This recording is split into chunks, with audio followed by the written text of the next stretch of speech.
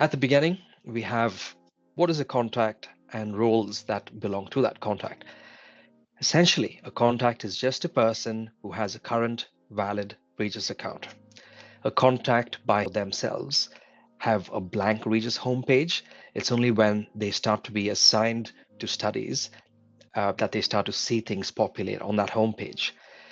People can be assigned lots of things, different roles, forms, tasks, etc., all within Regis. And a good thing about contacts is that they're global, which means that everyone can see all contacts through Regis. So if I work for North Sydney Local Health District, Phil, sitting in Western New South Wales, will still be able to access my contact and tell me what to do if required. The three most common contact types, which we see a lot, are the CPIs, or Coordinating Principal Investigator, the Principal Investigator, and Administration. These three people or groups of people are the most common people who receive system generated communications from within Regis. A role is nothing but a group of rules bundled into a single role that then sticks onto a contact. I'm sure you guys are quite familiar with the most common types of roles that we have, which is the view, edit, and edit with submit. And we will look at how we can give people these different accesses manually if required. What are we focusing on this morning? Primarily non-responsive contacts. This could be people who've moved on, not available, missing contacts, people who've changed their email addresses, people whose Regis accounts are no longer valid, people who now have new Regis accounts and go, hey, I'm in Regis, but my homepage is blank. Why can't I see anything? And then it's just a matter of switching them around. Now, contacts by themselves don't do much, but they're given their power by roles. It's only when they are assigned roles within Regis do they start to have different types of accesses granted to them. Now, the good thing is that project registration pre-fills contacts for both the ethics and during the SSA. So when the person who is doing project registration fills that in, it saves them from having to enter the same data again into the ethics application and again into the site application. Data flows from project registration down to the applications, not the other way up. However, something to keep in mind is that if that information is changed, say at the HARIA, that change will not flow into or change anything on the SSA that has already been generated. So for example, if someone added me as a principal investigator for a site during project registration, my name is then going to show up in the HARIA as well as the SSA. However, if things change and they remove me from the HARIA and replace me with, say, Kylie, Kylie's name is going to be in the HARIA, but that information that's on the SSA has not changed. That needs to be manually changed by the research office, because what happens is now Kylie will not have access to that SSA, and she'll go, I am the principal investigator according to the ethics, but why can't I see this SSA? So that's when the research office can go in and change that. I will show you a video on how we can do this shortly. Adding and removing during project registration, anyone with a Regis account can complete and submit project registration. The CPI, PI, and admin all need to have valid active Regis accounts so that they can be found and added during project registration. If the delegation function is being used, the CPI or the PI will be required to approve those requests for delegation. Contacts are added during project registration to both the ethics and site application, along while giving them the relevant roles that they require. Something to keep in mind is that we can add up to 2 administration roles per application. We've now submitted project registration, so we'll now see contacts to the ethics application and how that will flow on. Another point to note here is at this stage, the CPI is now notified if they weren't creating project registration that, hey, project registration has completed. You are now nominated as the CPI for the study. They can now change contacts, remove people, add people, or even add or edit the roles associated with those people. Again, to remember is changing any pre-filled data from project registration here does not change the SSA. The contacts filled in during project registration flow through to the SSAs. Also, just like in the ethics, the principal investigator is now able to add and remove people and change roles as needed. Project registration does pre-fill a lot of details in the interests of reducing time, effort, and duplication of work for the researchers, and also reduces the risk that they make a mistake. We're now going to look at what happens when the applications land on your desk. So now the application has been submitted to the research office. Some contacts need to be changed. Generally, these post-approval changes are done via amendments. That's the best case. And the researcher submits an amendment for that relevant change. Worst case, the research office has to jump in and do it manually, and we'll go through both of those scenarios here. Now, if the CPI PIO administration contact needs to be changed, of course, you have specific types of amendments for that very change. The reason we do that is because there are workflows associated with each of those amendments, which we will touch on in the coming slides. How do we change contacts via amendments? It all starts with asking, is ethics internal or external to REGIS? If it's external, the researcher submits a site amendment change to PI form because there's no CPI. And if it's internal, the researcher then submits an ethics amendment because it needs to go to the HARIA, the ethics committee, for approval. In both these cases, anyone with submitter access or the delegates of the CPI or the PI will be able to submit these amendments if the PI or the CPI is not available. We're going to now touch on some common scenarios that the research office sees quite a bit, where people reach out and say, can you please change this contact?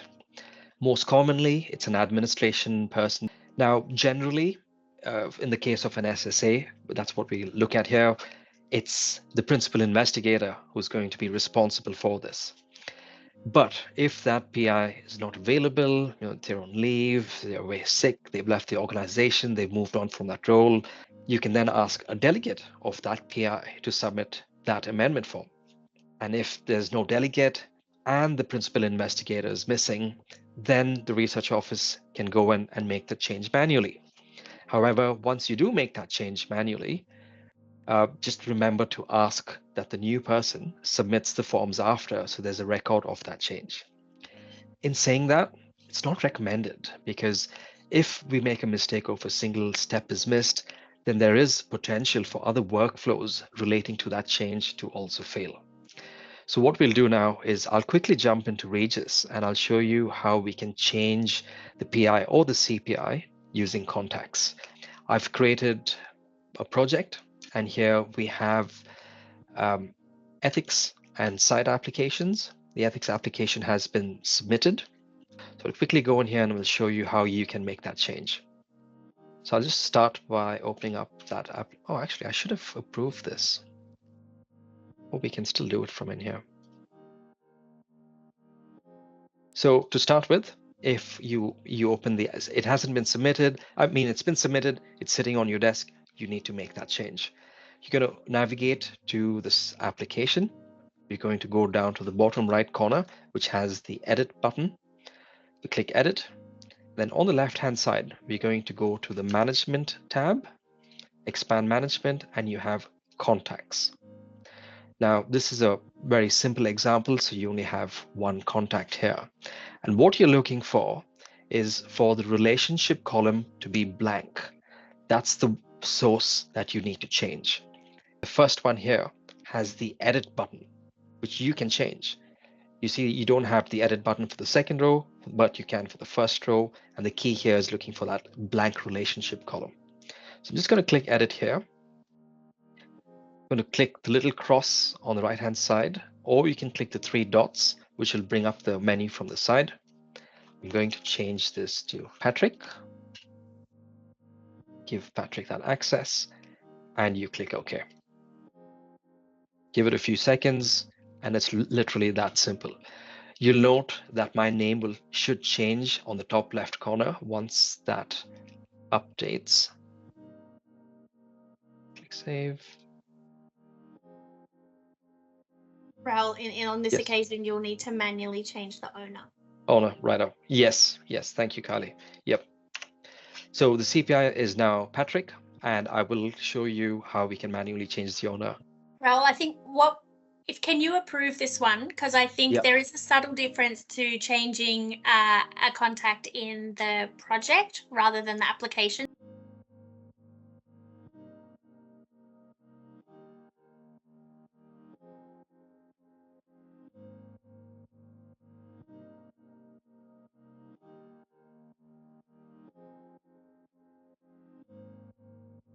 So at the bottom where it says decision with the little circle tick.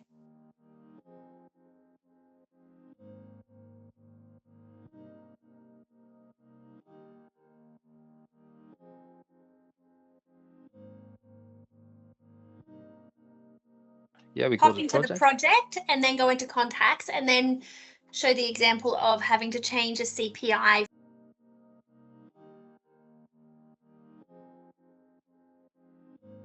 So we navigate to the same place. So we open the project, management, contacts, and that shows us the CPI in here.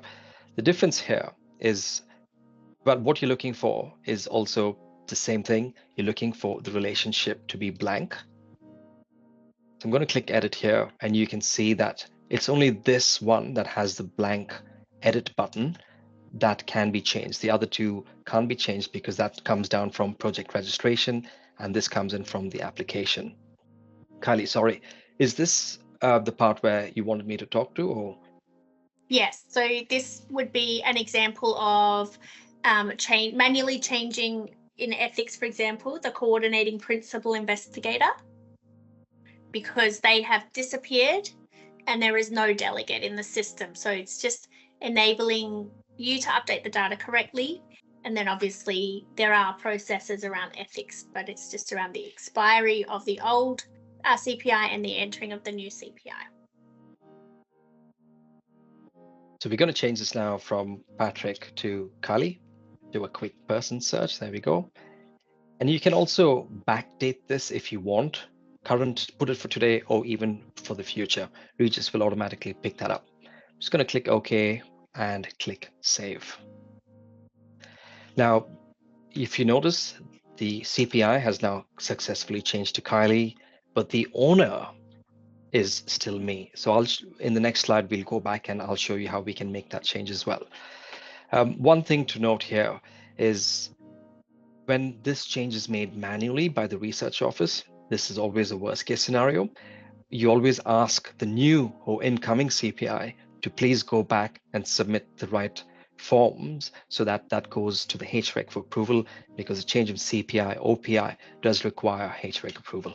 Best practice is that the CPI or the PI delegates the access or asks someone else to submit the amendment, not the research office.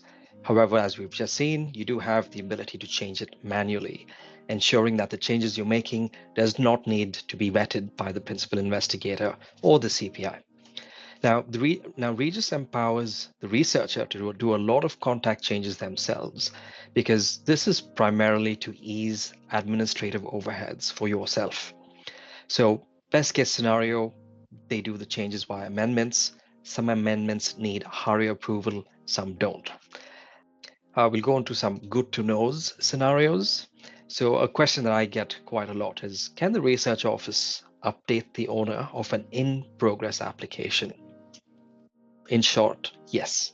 So for example, if a principal investigator was entered during project registration, they now live in the HARIA, but now that's changed for the SSA. The new PI can't access these forms. The original PI has access, but not the new one. And so that's when you guys can go and make that change again. This scenario applies to both CPIs and PIs. And some changes, as I've said just a little while ago, do require HREC approvals via the amendments. Now, changing the owner does not change the data on the forms.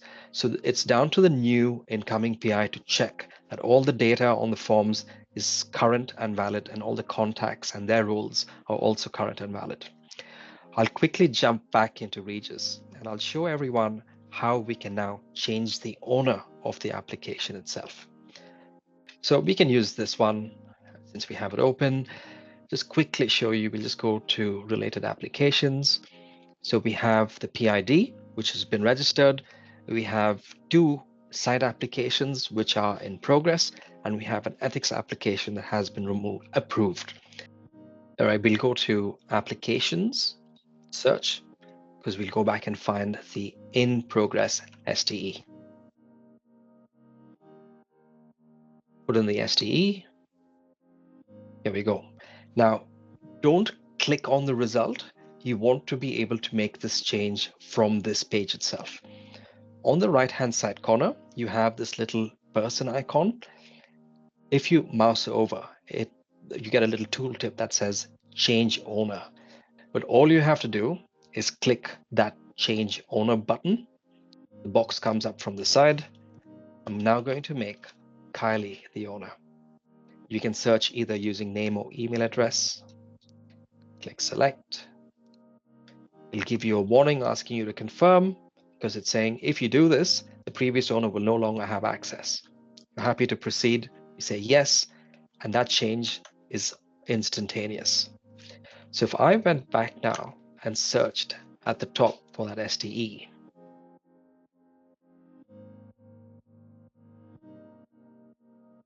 you will see that the owner has now changed and it's Kylie's name instead of my name.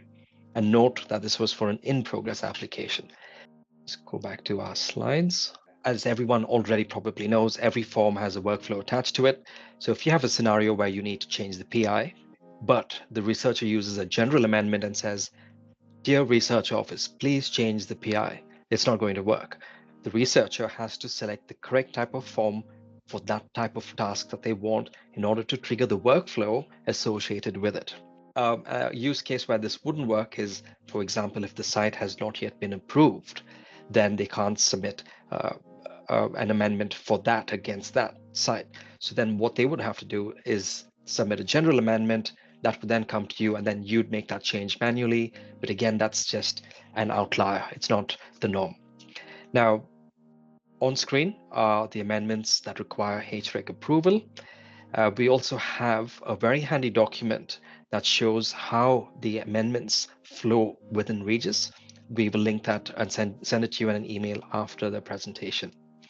Now, as you've seen, there's quickly 2 ways to update a contact. You can update it manually, like you've just seen me do. If you're happy and confident with it, with the change and happy to support the researcher, you can jump in and do it manually. However, there is a risk that people get lazy and start coming back to you with those requests again and again. The best case, ask the researcher to submit that amendment so that the workflows are executed correctly. Another good to know is amendments that do not require HREG approval. These come to the RO directly. The most common one is the addition and removal of administrative contacts. So if people say, "Can you take me off?" you can go back to them and say, "You can do it yourself. The research office will not be involved. It's all completely automated and managed by REGIS." Our last slide. If a contact is listed on 2 separate SSAs, there's changing them on one, also removing them from one, remove them from the other. The answer is no. Every application is unique and has its own hierarchy and permissions. So if you change it in one place and they want it done on the other, that has to be done separately via another form. If a person is in administration on both ethics and the SSA, they need to be removed on both applications.